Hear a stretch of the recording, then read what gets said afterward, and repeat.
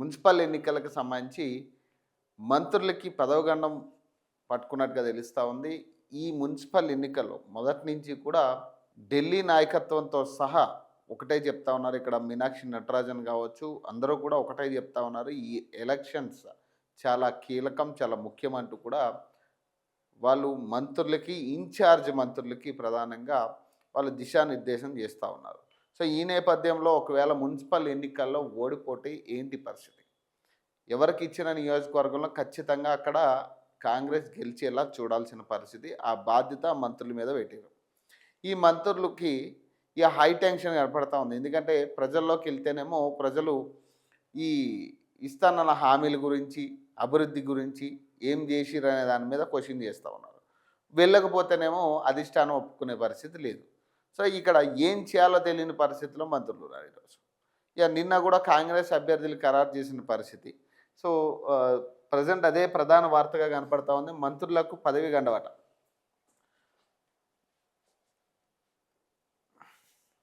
Municipal ఎన్నికల్లో ఫలితాలు తలకిందులైతే అంతే సంగతులట.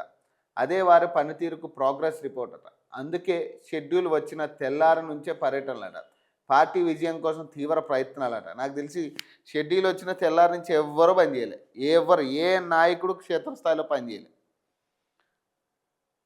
అందరూ కూడా హ్యాపీగా మంచిగా పడుకున్నారు. ఇక ఈ మున్సిపల్ ఎన్నికల విషయంలో కూడా పెద్దగా వాళ్ళకి సీరియస్నెస్ కనపడట్లేదు. దానికి ఒక కారణం అనుకోవచ్చు. ఇట్లాంటి ఒక రూల్ పెట్టడానికి కారణం అదొక కారణం అనుకోవచ్చు. ఎవరు పెద్ద సీరియస్గా తిరుగుతున్నట్టుగా కూడా ఎక్కడా కూడా కనపడట్లేదు.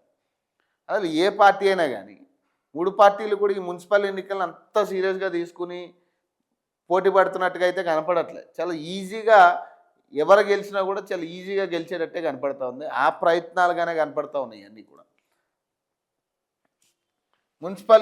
మున్సిపల్ ఎన్నికలు రాష్ట్ర మంత్రులకు పెద్ద సవాల్గా మారిందట. జిల్లా ఇన్ఛార్జ్ మంత్రులకు నియోజకవర్గాల్లో పార్టీ గెలుపు బాధ్యతలను అధిష్టానం అప్పగించింది. ఆశించిన స్థాయిలో ఫలితాలు రాకపోతే సదరు మంత్రుల ప్రోగ్రెస్ రిపోర్ట్లో మైనస్ మార్కులు పడతాయని ప్రచారం జరుగుతుంది. ఆ ప్రభావం భవిష్యత్తులో జరగనున్న కేబినెట్ ప్రక్షాళన మీద ఉంటుందనే చర్చ పార్టీ వర్గాల్లో ఉన్నది. ఈ విషయం గ్రహించిన మంత్రులు ఎన్నికల షెడ్యూల్ వచ్చిన తెల్లారి నుంచే తమకు అప్పగించిన నియోజకవర్గాల్లో పర్యటిస్తున్నారు. అటు ఎమ్మెల్యేలు ఇటు లీడర్లను సమన్వయం చేస్తూ పార్టీ విజయం కోసం పనిచేయాలని కోరుతున్నారట. ఇక్కడ ఒక విషయం, ఒకవేళ నిజంగా వీళ్ళు కనుక ప్రజల్లోకి వెళ్తే చాలా సమాధానాలు చెప్పాల్సిన పరిస్థితి వస్తుంది. చాలా సమాధానాలు చెప్పాలి. ఇప్పుడు రిటైర్ ఎంప్లాయీస్, నిరుద్యోగులు, మహిళల విషయంలో, రైతుల విషయంలో, ప్రధానంగా రైతులకి యూరియా విషయంలో ఇట్లాంటి చాలా అంశాలు వీళ్ళు ఎదుర్కోవాల్సిన పరిస్థితి. అలాగే ఇప్పుడు కొంతమంది ఎమ్మెల్యేలు గతంలో మంత్రుల మీద రిపోర్ట్ చేసిన పరిస్థితి ఏంటి, వాళ్ళు మా మాట వినట్లే, పనులు చేయట్లే, కనీసం అపాయింట్మెంట్ కూడా ఇవ్వట్లేదు, అపాయింట్మెంట్ ఇచ్చినా కూడా గంటలు సేపు వెయిట్ చేపిస్తూ ఉన్నారు మమ్మల్ని. సో ఇలాంటి సిచ్యువేషన్స్ రాష్ట్రంలో ఉన్నప్పుడు వీళ్ళకి ఒక టెన్షన్ ఉంది. యాక్చువల్లీ ఎప్పటి నుంచో ఈ మంత్రివర్గాన్ని మార్చాలనే ఆలోచనలో కాంగ్రెస్ పార్టీ ఉంది. ఇప్పుడేదో కొత్తగా వీళ్ళ మీద ఈ అస్త్రం ప్రయోగిస్తలే. వీళ్ళు గతం నుంచి కూడా చాలాసార్లు ఈ అంశాన్ని బయటకు తీసుకొచ్చిన పరిస్థితి. కాకపోతే ఎక్కడికక్కడ కొట్టేసే ప్రయత్నం చేసిరు. కానీ వాస్తవానికి మంత్రివర్గాన్ని మార్చాలన్న ఆలోచనలో నాకు తెలిసి అధిష్టానం ఉన్నట్టుగా తెలుస్తూ ఉంది. సో ఢిల్లీ పెద్దలు కూడా దీనికే ఒత్తాసు పలుకుతున్నట్టుగా తెలుస్తూ ఉంది. ఎందుకంటే మంత్రులు సమన్వయం లేదు, సఖ్యత లేకుండా చిల్లర కొట్లాట్లు కొట్టుకుంటా ఉన్నారు, చిల్లర కొట్లాట్లు జరుగుతూ ఉన్నాయి. మంత్రుల మధ్యలోనే ఐక్యత లేదని చాలామంది మంత్రుల మీద ఇప్పటికే అధిష్టానం సీరియస్ అయిన పరిస్థితి. మరి ఇదే నేపథ్యంలో ఇదొక సాకుగా చూపించైనా కూడా, ఇదొక సాకుగా చూపించి వాళ్ళని పక్కకి తప్పించే ప్రయత్నం అనుకోవచ్చు. ఎందుకంటే ఈ ఓపెన్గా చెప్పి నువ్వు పక్కకి వెళ్ళంటే వెళ్ళరు కదా. సో అందుకని ఏంటంటే ఇక్కడ గెలిచినా ఓడిపోయారు అనుకో, ఆ సాకుతో నువ్వు పక్కకు పో అంటారు. ఇక గెలిచిర్రు అనుకో, సరే ఉండు అనే కాడికి ఉంటుంది. అంతే తప్పితే మంత్రివర్గాన్ని మార్చాలనే ఆలోచన అధిష్టానం నుంచి ఎప్పటి నుంచో ఉంది. అధిష్టానంలో అవసరమైతే రేవంత్ రెడ్డిని కూడా మార్చే యోచనలో ఉన్నారు.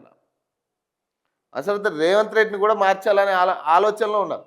ఈ మంత్రులు ఎవరైతే సీనియర్ మంత్రులు ఇటీవల భేటీ అయిన మంత్రులు ఎవరైతే ఉన్నారో వీళ్ళు కూడా ఈ అసహనం వ్యక్తం చేసి ఇక మొత్తానికి మొదటికే మోసం వస్తూ ఉంది, ఇక మనం జీవితంలో మనం ముఖ్యమంత్రి పదవి చేజిక్కించుకునే పరిస్థితి లేదు కాబట్టి ఖచ్చితంగా ఇతను తప్పిస్తేనే తప్పితే మనకి అవ్వదు అనే కాడికి వాళ్ళు కూడా డిసైడ్ అయ్యేట్టుగా కనపడుతూ ఉంది. సో ఈ నేపథ్యంలోనే ఈ మున్సిపల్ ఎన్నికలకు సంబంధించి ఈ రూల్ పెట్టడం జరిగింది. మరి దీంట్లో మరి మంత్రులు అంత సీరియస్గా తీసుకుంటారంటే చెప్పలేని పరిస్థితి. మున్సిపల్ ఎన్నికల ఇన్ఛార్జీలుగా ఒక్కో పార్లమెంట్ సెగ్మెంట్కు ఒక్కో మంత్రిని నియమించారు. ఆ సెగ్మెంట్ పరిధిలోని మున్సిపాలిటీలు, కార్పొరేషన్లో పార్టీ అభ్యర్థులను గెలిపించే బాధ్యత మంత్రులదే. వీరంతా ఎన్నికలు ముగిసే వరకు అక్కడే ఉంటూ అభ్యర్థుల ఎంపిక, ఎన్నికల ప్రచార బాధ్యతలను చూసుకోవాల్సి ఉంటుంది. అలాగే అక్కడ పార్టీకి కావాల్సిన సహకారాలు అందించాలి. ఆ రకంగా ఆ పార్లమెంట్ నియోజకవర్గంలోని మున్సిపాలిటీలు, కార్పొరేషన్లు గెలుపు ఓటములకు మంత్రులే బాధ్యత వహించాల్సి ఉంటుంది. అలాగే సొంత నియోజకవర్గంలోని మున్సిపాలిటీలు, కార్పొరేషన్లు పార్టీ అభ్యర్థులను గెలిపించుకునేందుకు ఫోకస్ పెట్టాలట. లేకపోతే సొంత నియోజకవర్గంలో మంత్రికి పట్టు లేదని విమర్శలను ఎదుర్కోవాల్సి ఉంటుంది. అటు ఇన్ఛార్జిగా ఉన్న ఏరియాతో పాటే సొంత నియోజకవర్గంలోనూ పార్టీ అభ్యర్థులను గెలిపించుకోవాల్సిన బాధ్యత వారిపై ఉన్నది. ఇప్పుడు ఒకవేళ ఫెయిల్ అయితే కాంగ్రెస్ అధికారంలోకి వచ్చాక పార్టీ గుర్తులతో జరుగుతున్న మొదటి ఎన్నికలు కావడంతో ఛాలెంజ్గా తీసుకున్న ఏఐసిసి మెజార్టీ మున్సిపాలిటీలను సొంతం చేసుకోవాలని రాష్ట్ర నాయకత్వానికి టార్గెట్ విధించింది. అందుకోసం మంత్రులకు ఇన్ఛార్జ్ బాధ్యతలు అప్పగించినట్లు తెలుస్తున్నది. ఈ ఎన్నికలు మంత్రుల పనితీరుకు నిదర్శనమని ఆశించిన స్థాయిలో ఫలితాలు రాకపోతే చర్యలు ఉంటాయన్న చర్చ పార్టీ వర్గాల్లో నడుస్తున్నదట. ఒకవేళ ఫలితాలు తలకిందులైతే ఆయా మంత్రులు ప్రోగ్రెస్ రిపోర్ట్లో మైనస్ మార్కులు పడతాయని ప్రచారం జరుగుతున్నది. కేవలం మైనస్ మార్కులు పడితే పర్వాలేదు, కానీ ఏకంగా ఉన్న మంత్రి పదవి పోవడమే లేక శాఖలు మారడమో జరిగే అవకాశం ఉందని చర్చలు సైతం జరుగుతున్నది. అందుకే మంత్రులు రోజులో ఎక్కువ టైం తమకు అప్పగించిన నియోజకవర్గంలోని మున్సిపాలిటీలపై ఫోకస్ పెట్టినట్టు తెలుస్తున్నదట.